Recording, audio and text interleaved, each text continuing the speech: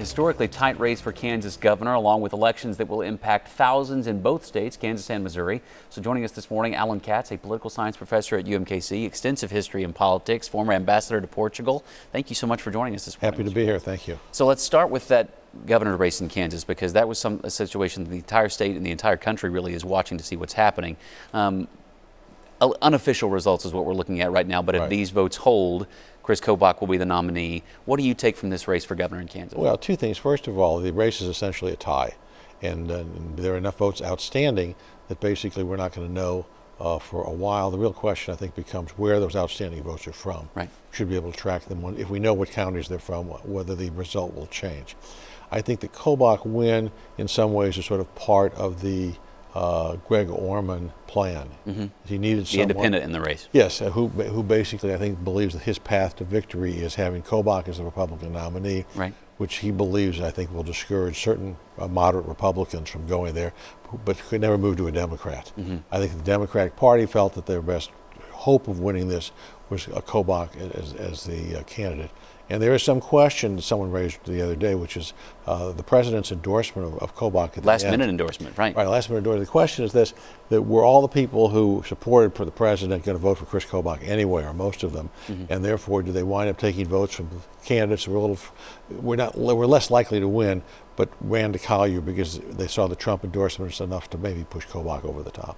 And just as you mentioned, there probably a very different general election race between Senator Kelly and Chris Kobach than a Kelly versus Collier race would be. No, there's no question about it. And while Kansas has consistently been a Republican state, Democratic governors have been elected in the past. Sure. And I think what we see, that the volatility of the electorate this year is clear. What happened in the congressional race in Ohio indicates that what we have is it's going to be very competitive in a different way. And you look at some of the other candidates that won in Kansas and other places, you see different groups that are being energized in this election that maybe we haven't seen in a while. And you mentioned Democrats winning it recently.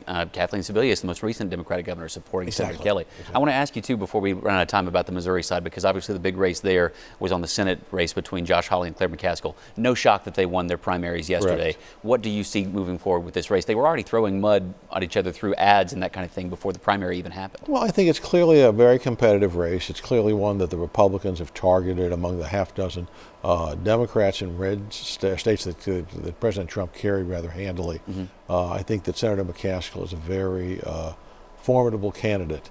I think that she is running a very smart campaign, and I think that she is spending a lot of time in the rural areas to make the difference that she would lose those areas by to be less, for example, than Hillary Clinton did. Right. Running for her third term in this. Right. And I think as far as Attorney General Hawley is concerned, he's young, he's energetic, he is charismatic. I think the question really is this: you saw in Ohio Kasich and Trump come together behind a candidate. You saw, in other words, the Republican Party come together. The question is Hawley going to be able to do the same thing in Missouri, or will President Trump be the real vote that's going on here? And are there parts of the Republican Party that can find Claire McCaskill acceptable because she's not particularly liberal, who don't particularly care for President Trump? And we'll have to wait and see. A quick yes or no before we leave you. Do we think we see President Trump or Vice President Pence visit Kansas or Missouri before the election? I think without question that they'll be here. Okay. Thank you very much for joining us today. We appreciate it. Happy to be